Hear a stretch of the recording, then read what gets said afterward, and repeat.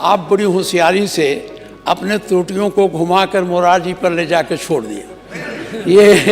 ये त्रुटि है। ये सही है कि भीमराव रामजी उनका नाम ओरिजिनल था, क्योंकि उस वक्त वहां की यही परंपरा यही थी कि पिताजी का नाम साथ साथ लिया जाता था। ये त्रुटि है, आप मानो चाहे न मानो।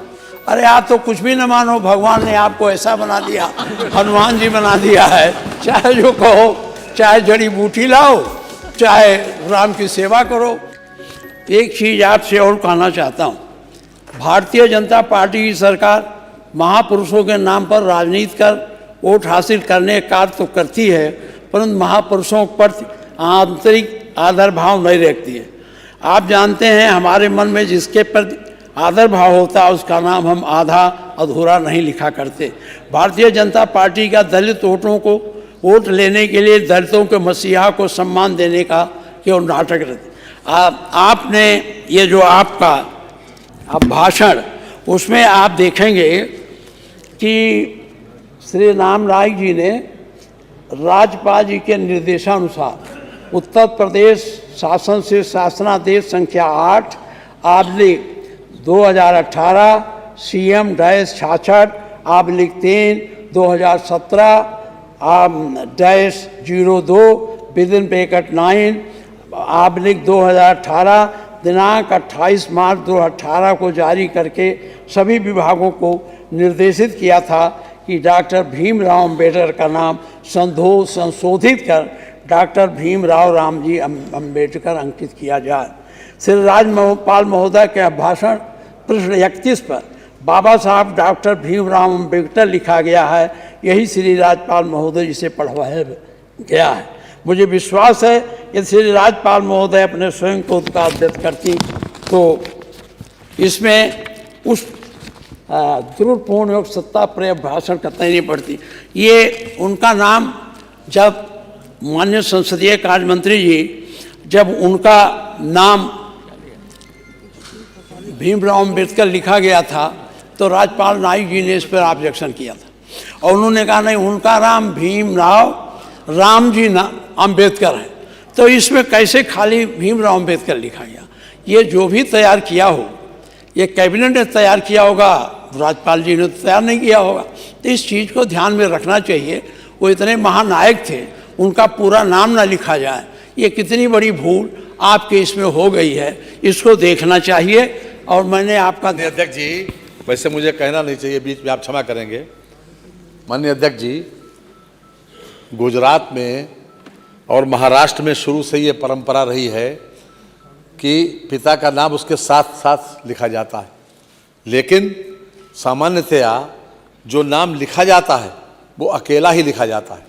श्रीमान मोरारजी देसाई प्रधानमंत्री रहे, उनका नाम था श्री मोरारजी देसाई रणछोड़जी देसाई, लेकिन कहीं भी आप नहीं पाएंगे कि मोरारजी देसाई रणछोड़जी देसाई लिखा हुआ।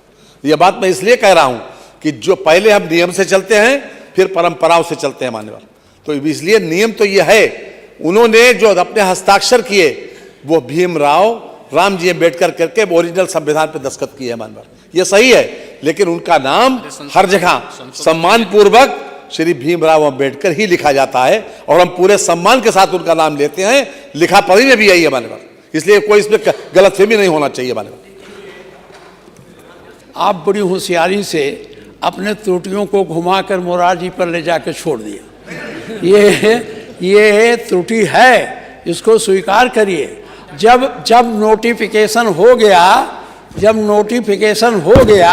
कि उनका नाम यही रहेगा और गांव जो पोस्टर लगे, जो फोटो लगे हैं, मान्यवर ऐसा है 1900 जब से भीमराव जी इस दुनिया में नहीं हैं, तब से अगर सबसे ज़्यादा सम्मान किसी ने दिया है तो हमारे भारतीय जनता पार्टी सरकार ने सबसे ज़्यादा सम्मान दिया। उनके जो भी पांच तीर्थ स्थान पर आए, उनके जन्म से लेके और जहाँ तक उन्होंने दीक्षा ली और जहाँ निर्माण हुआ, सभी स्थानों को एक पंच तीर्थ बनाया मान्यवर। इसलिए ये करके ऐसा मत कहिए, इतनी जाति मत करिए आप, और ये पब्लिक को गुमराह मत करिए। देखिए माननीय संसदीय कार्य मंत्री जी, मैं कहाँ गुमराह कर रहा हूँ? आपको तो मैं वो नोटिफिकेशन भी बता दिया। अगर चुपचाप मैं कहता तो मैं गुमराह करता।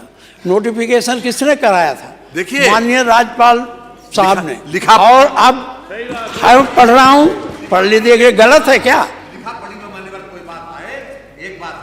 लेकिन जो व्यवहार में और चलन में जो चीज थी हमने उसमें कमी नहीं की माने। नहीं, व्यवहार देखिए, व्यवहार और कमी, हस्ताक्षर ये सही है कि भीमराव रामजी उनका नाम ओरिजिनल था, क्योंकि उस वक्त वहां की यही परंपरा यही थी कि पिताजी का नाम साथ साथ दिया जाता था।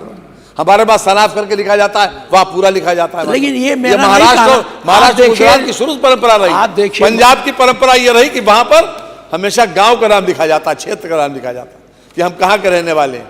पंजाब में हमेशा यही परंपरा रही माने पर, तो हम पहले नियम से चलते हैं माने पर और फिर परंपरा से। अच्छा, तो इसमें नियम क्यों नहीं चले आप? अभी तो नियम चलना चाहिए, बाद में परंपरा चलते ना, नियम चले नहीं। देखिए ये छोड़िए, हम बहुत ज़्यादा नहीं, अब ये त्रुटि है और इसके सुधारने की बड़ी लंबी प्रक्रिया जो संभव नहीं है, क्योंकि ये फिर कैबिनेट में जाएगा।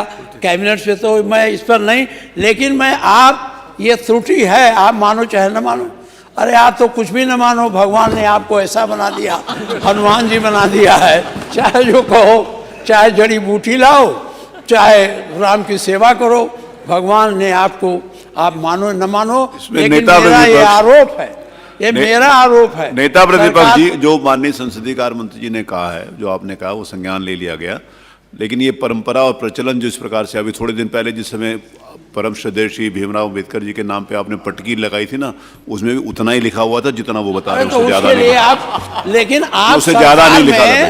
देखिए, हमारा पटकी तो अलग था, वो अलग तो अलग है, आपको तो हम ये कहें तो वो आपका सरकार की नीतियां हैं। अब आगे चलिए, वो पत्रिका मेरे पास है, फोटो भी है। माननीय मुख्यमंत्री जी, ये आपका दस्तावेज है ना, ये आपका जो माननीय राज्यपाल का भाषण है, ये आपका एक दस्तावेज है और ये पूरे साल भर के आपके कार्यकलापों को इससे प्रदर्शित करता है कि आप क्या क्या करने वाले हैं, क्या क्या नहीं करने वाले हैं।